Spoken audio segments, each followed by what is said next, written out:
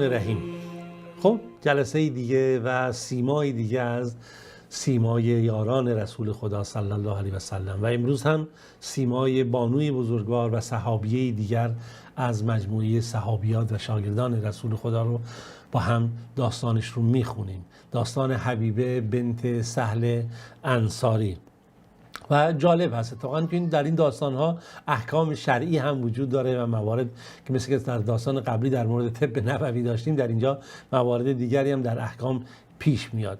در هر صورت نور اسلام وقتی که تابان گرفت، خب بسیاری از مردان و زنان ایمان آوردن و از جمله بسیاری از زنانی که ایمان آوردن و هر کسی در جایگاه خودش قرار داشت و طبیعیه که در زمان جاهلیت زنان جایگاه نامعینی نداشتن، فقط یک جایگاه ابزاری داشتن، حالا مگر افراد خاصی که داره شرایط قبیلگی یا مثلا مدیریتی خاصی در خانواده بودن، وگرنه نسبت به زنان توجه نمیشد. سوء مدیریت بود، سوء رفتار همسران نسبت به شوهران نسبت به همسران خودشون بود، در بحث مهر گرفته، در بحث تربیت و در مدیریت خانواده یا در بحث علاقه و ارتباطاتی دیگه متاسفانه نسبت به زن این توجهات نبود و گاهی زن در خانواده یک شخص ممکنه به عنوان یک برده قرار می گرفت، از ضمنی که مثلا به عنوان زنش هست، حتی علیرغم مشکلات زندگی یا مسائل اخلاقی. و الله رب العالمین وقتی که اسلام رو بالاخره برگزید برای بشریت به عنوان آخرین دین و محمد صلی الله علیه و سلم رو فرستاد، این میزانها رو تغییر داد و ما میبینیم که زن چه ارزش و مقامی پیدا میکنه تا جایی که بهش زیر پای مادران قرار میگیره. پیامبر میگه بهترین شما، بهترینتون نسبت به همسرانتون هست و مقام و منزلت و آیات قرآنی تا جایی که خدا میگه که خدا ناله اون زن رو شنید که شکایت میکرد. و خب اینها همه مواردیه که نشون میده که چقدر میزانها تغییر کرد. بله، ما امروز با صحابیه‌ای میخوایم در مورد ایشون صحبت بکنیم، بانوی بزرگواری که امام نووی ایشون رو اینگونه نقل میکنه، میگه حبیبه دختر سهل ابن ثعلبه انصاری، مادر ایشون عمره بنت مسعود ابن قیس نجاری هست. میگه حبیبه مسلمان شد از همون ابتداء که اسلام به مدینه اومد و با رسول خدا صلی الله علیه و سلم بیعت کرد. و خب حبیبه میدونید که خواهر شخصیتی هست که حبیبه خواهری داره که اون خواهرش هست رقینه بنت سهل که اینم همینجوری اسلام آورد و پیامبر خدا صلی الله علیه و سلم بیعت کرد. اما در مورد همسر ایشون اون چیزی که نقل شده در کتب روایت که پیامبر صلی الله علیه و سلم خواست که حبیبه بنت سهل ازدواج بکنه. خب ایشون یکی از دختر عمهاش در واقع حساب میشد به نمونه‌ای که اینجا نقل شده. و خب اون چه که وجود داشت یک بحثی از در بین انصار و بحث غیرت بالاخره طایفی و مواردی که بود و خب گاهی پیش میومد نسبت به زنان بالاخره برخوردی میشد. یعنی اینجا حتی مطرح شده که خود پیامبر قصد داشت یعنی این ازدواج صورت بگیره حالا در مورد خودش، اما نکته‌ای که وجود داشت پیامبر خواست که اون مسئله در بین انصار خدا نکرده حساسیتی پیش نیاد نسبت به اون شرایطی که بود. اما در این مورد اومد حبیبه، نگاه کنید، حبیبه بنت سهل اومد آخر شد همسر ثابت بن قیس رضی الله عنه.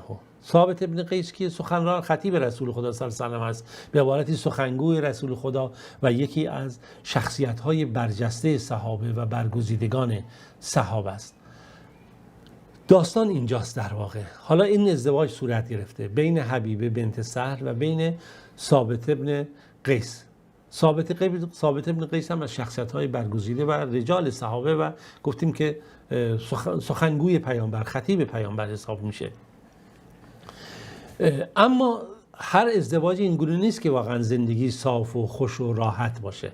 اون چیزی که در اینجا اتفاق میفته در این داستان اینگونه هست که نقل میشه در تاریخ که طبیعیه که این اختلاف پیش اومده در زندگی حبیبه. ما بذار خودمون داستان رو گوش بکنیم ببینیم چه اتفاقی افتاده و چه ماجرایی رخ داده. چرا که وقتی که بین یک زن و مرد، یک همسر، یک اتفاقی میفته، گاهی میبینید که هر دو خوبن، هم زن خوبه هم مرد خوبه، هر دو دیانت دارن، هر دو صداقت و پاکی دارن، اما گاهی دیگه شرایط سازگاری زندگی نیست. یادتون باشه در مورد زید که صحابی پیامبر هست و زینب که دختر عمه پیامبر و بعد خب اینا خیلی هر دو ازدواج بین شخصیت‌های برجسته بود، ولی سازگاری پدید نیومد و پیامبر هی گفت همسرتون نگه دار و قرآن آخر دخالت میگه بذار این جدا بشه و تو هم با پیامبرم باش ازدواج کرد.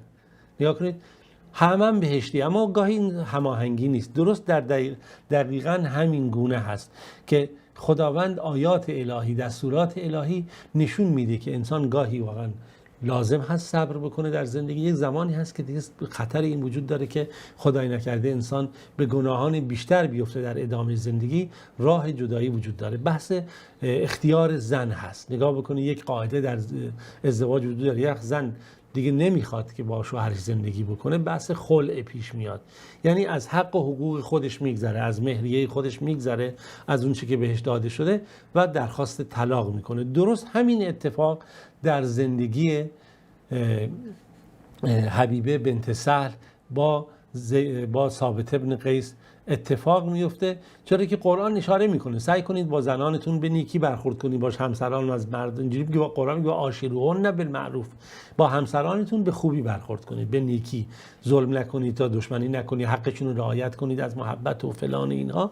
اما میگه فإن کرهتموهن، اومدید شما بالاخره از زنانتون یک اخلاقی چیزی رو دیدید که نپسندیدید، فعسى ان تکرهوا شیئا ویجعل الله فیه خیرا کثیرا، چه بسا در این چیزی شما از یه اخلاق خوشتون نیامد از همسرتون، ولی مزایای دیگه داره و از اون خوشتون نیامد اون مزایای دیگه در اون که برای سبب خیر بشه. حالا شما به سبب این صبرتون میکنید که مثلا اگه در یه مورد حتی زن نسبت به مرد، مرد نسبت به زن برای حفظ خانه، این براشون خیر فراوان هست که خب میدونیم که خیلی مثلا در جامعه امروزی به ویژه متاسفانه طلاق چه عوارضی داره. اما یک مشکلی که وجود داره اونم اینه که یه وقتی هست که دیگه واقعا شرایط ایجاب میکنه که زندگی جدا بشن، دیگه جای صبر نیست. داستان ما هم با حبیبه به همین صورت است. حبیبه میاد پیش رسول خدا صلی الله علیه و سلم صحبت میکنه. حبیبه بنت سهل انصاری میگه یا رسول الله، میگه چیه؟ میگه نگاه کنید من برای از شوهرم هیچ عیبی ندارم، بخوام عیب بگیرم. ثابت اخلاقش خیلی خوبه، دینداریش خیلی خوبه، رفتارش خوبه، از هر جهت خوبه، اما من میترسم کاری بکنم که دچار ناسپاسی بشم در اسلام. اینجا بس در روایت میاد ولکن اکره الکفر فی الاسلام، این کفر منظور ناسپاسی نسبت به همسر، کاری بشه که من متاسفانه رفتارم از تعادل خارج بشه و میخوام که از همسرم اگه میشه طلاق بگیرم، چرا که من نمیتونم باهاش زندگی بکنم. ماجرام از این قراره که ظاهرا حالا بالاخره شاید در شکل و شمایل و چون در ازدواج یکی از مباحث اونه که انسان علاقه هم نسبت به اون ظواهر پیدا بکنه. ظاهرا حبیب بنت سهل انصاری اون علاقه ظاهری رو نسبت به ثابت بن قیس نداشته. ایشون مثل این که چهرهش مقداری مثلا حالت سرخی خاصی داشته که بهش دمیم میگفتند و این حالت بوده، مثلا قدش یا حالت بالاخره سیمایش، انسان دیگه در شکل‌های متفاوته. این در دلش که اکراهی پدید اومد و دیگه نمیتونست که ادامه بده شرایط زندگی، در صورتی که هر دو دیندار بودن، انسان هست. یا کنید من وقتی در زندگی صحابه صحبت میکنیم بحث انسانیت، بحث حالات طبیعی انسان رو باید در نظر بگیرید. نگاه کنید اینا چیزهایی که زیبا شناختی هست فلان هست، یک کسی چیزی رو میپسنده، یک کسی نمیپسنده، یک کسی علاقه، حالا با هم ازدواج کردن و حبیبه بنت سهل انصاری میبینه که علیرغم خیلی از خوبی‌های شوهرش تو این یه مورد نمیتونه بالاخره تحمل بکنه. دقت بکنید حالا بحث سیما و ظاهرش هرچی بوده، اینجا که میاد پیش رسول خدا صلی الله علیه و سلم میگه که من نمیشه که از این جدا بشم، که نمیتونم، میترسم کاری بکنم که خدای نکرده موجب کفران و ناسپاسی بشم و یا خشم خدا رو بالاخره به دست بیارم. پیامبر میگه که خب به تو چی داده؟ میگه یک باغی داده. میگه آیا اون باغ رو بهش برمیگردونی؟ میگه بله رسول خدا صلی الله علیه و سلم من باغ رو بهش برمیگردونم. و اینجاست که خب پیامبر میگه باغ رو برگردون به شوهرت و اولین خلع در اسلام صورت میگیره. خلع طلاقی است، مثلا خلع یخلا، این لباس رو در آورد. چون مرد و زن با هم مثل لباسن، نگاه کنید مردها لباس زنانن، زنان لباس مردان، یعنی پوشش برای همدیگن، زن و مرد مکمل همدیگن. نگاه کنید این نیست که فقط یعنی بر اساس اونچه که متاسفانه در دنیای امروز از زن به عنوان یک ابزار لذت بخش استفاده میشه، حتی مردها هم خیلی شدن، ولی بدون اینکه متوجه بشن که و من آیاتی ان خلق لکم من انفسکم ازواجا لتسکنوا الیها و جعل بینکم موده و رحمه. زنها و مردان در ازدواج جنبه تکمیلی همدیگر رو دارن، یک واحد، یک عنصر خانواده رو تشکیل میدن که در واقع یک میشکو روح در دو جسدن علیرغم سلایق متفاوت و پوشش میدن، همدیگر رو تکمیل میکنن و میتونن خانواده‌ای رو پدید بیارن، فرزندانی رو به دنیا بیارن و تربیت بکنن و واحدهای اجتماعی شکل میگیره.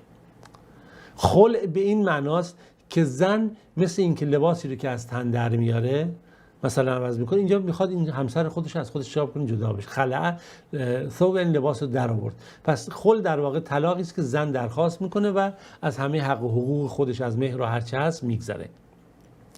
خب این اولی خلع بود در اسلام پیش اومد که آیات قرآن اشاره میکنه. آیه 229 از سوره بقره میگه فإن خفتم الا یقیموا حدود الله فلا جناح علیهما فیما افتدت به، که بالاخره اون چیزی که داده بشه صورت بگیره. و پیامبر صلی الله علیه و این اتفاق در مورد بالاخره حبیبه بنت سهل انصاری و ثابت ابن قیس افتاد که با خلع صورت گرفت.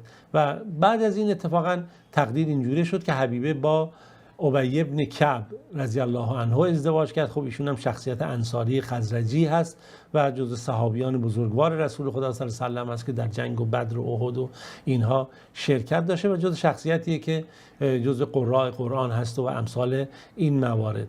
در مورد حبیبه بنت زید سهل انصاری هم خب نقل شده که ایشون خب خونه پیامبر رفت آمد داشت، در جلسات کلاس‌های درس‌های پیامبر به عبارتی شرکت داشت، مسجد و فلان، و خب روایاتی رو از پیامبر ایشون نقل کرده و اهل مدینه از ایشون روایت میکنن که خب خیلی از این موارد نقل شده. مثلا یکی از مواردی که محمد ابن سیرین نقل میکنه میگه که حبیبه بنت سهل که انها کانت فی بیت النبی، تو خونه پیامبر بود، فجاء النبی، پیامبر صلی الله علیه و سلم اومد، حتی دخل فجلس، اومد و داخل خونه شد نشست. بعد پیامبر گفت ما من مسلمین یموت لهما ثلاثه اطفال لم یبلغوا الحنث الا جیء بهم یوم القیامه حتی یوقف علی باب الجنه فیقال لهم ادخلوا الجنه فیقولون حتی یدخل ابونا، که میگه هر بنده ای از خدا که بالاخره 3 تا فرزندش از دست بده. در بعضی روایت 2 تا اومده، این اختلاف هست. این ابن سیرین میگه که من نمیدونم 2 تا یا 3 تا، اما در هر صورت اونجا میگن وقتی شما وارد بهشت بشید این فرزندانی که میبینن، منظور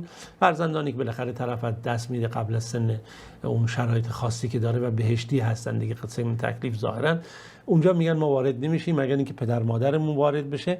بعد ام المؤمنین عایشه به اینجا حبیبه بنت سهل انصاری میگه آیه شنیدی پیامبر چی گفت؟ بله. و در هر صورت این نشون میده که این ارتباط ها بود و ایشون بالاخره زندگیش تا زمان خلافت راشده هم ادامه داشت و دیگه تاریخ چیزی از این مورد نقل نکرده. خب داستان حبیبه بنت سهل انصاری رو هم خوندیم. به ویژه خب یک این حکم شرعی رو که خداوند در نقل کرده بود بین 2 تا از شاگردان بهشتی رسول خدا صلی الله علیه و سلم. اما خب این احکام نشون میده که ما باید خیلی چیزها رو درست بفهمیم. متاسفانه در برخی از مناطق مسلمانان یا ما ایران میبینیم که ازدواج هم گاهی با جنجال و دعوا هست و طلاق هم گاهی با جنجال و دعوا و میشه گفت ناراحتی های فراوان. خب تا جلسه دیگه و قصه دیگه شما عزیزان رو به خدای بزرگ میسپارم. خداوند یار و نگهدارتون باشه.